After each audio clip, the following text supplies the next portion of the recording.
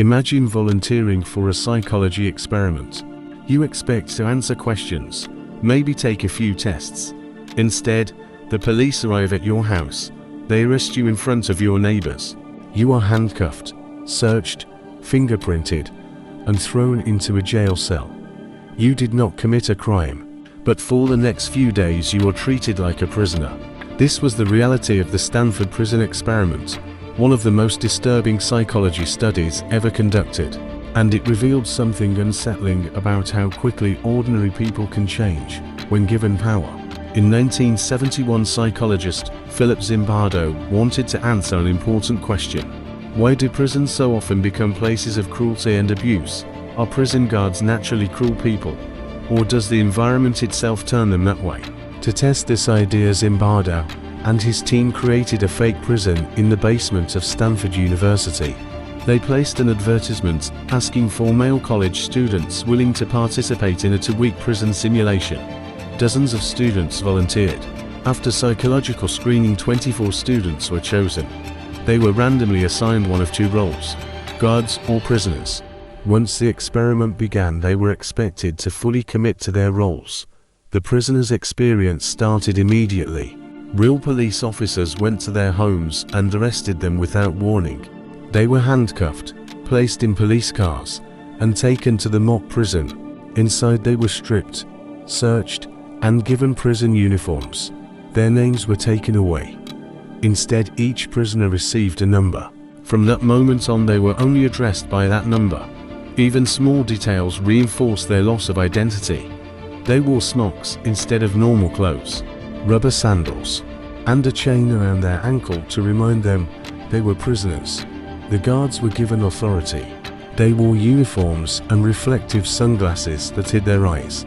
This created anonymity because prisoners could not read their expressions.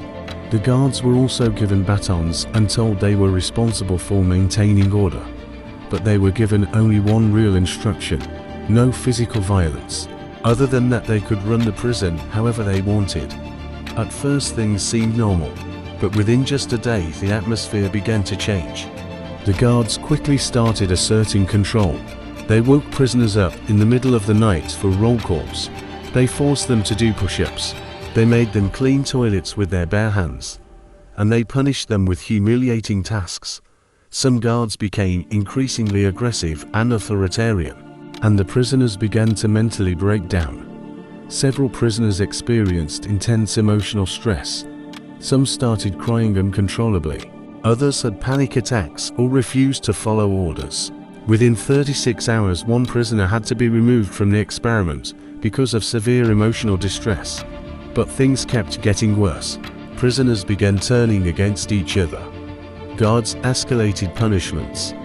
The simulated prison was starting to feel very real. The experiment was supposed to last for weeks, but it never even came close. After just 6 days, the situation had spiraled out of control.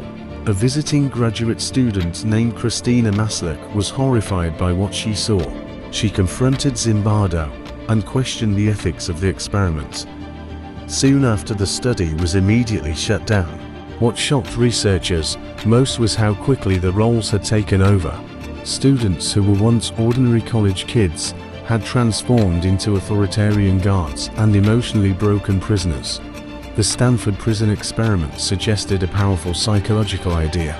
People do not always behave badly because they are bad people.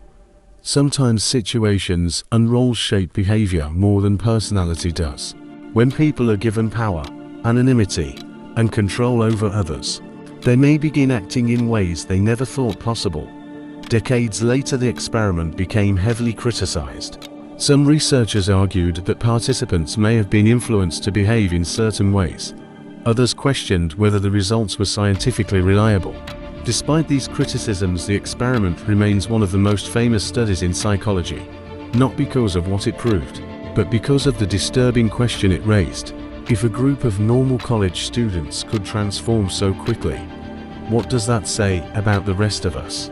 Maybe the scariest part of human nature is not cruelty itself. It is how easily the right situation can bring it out.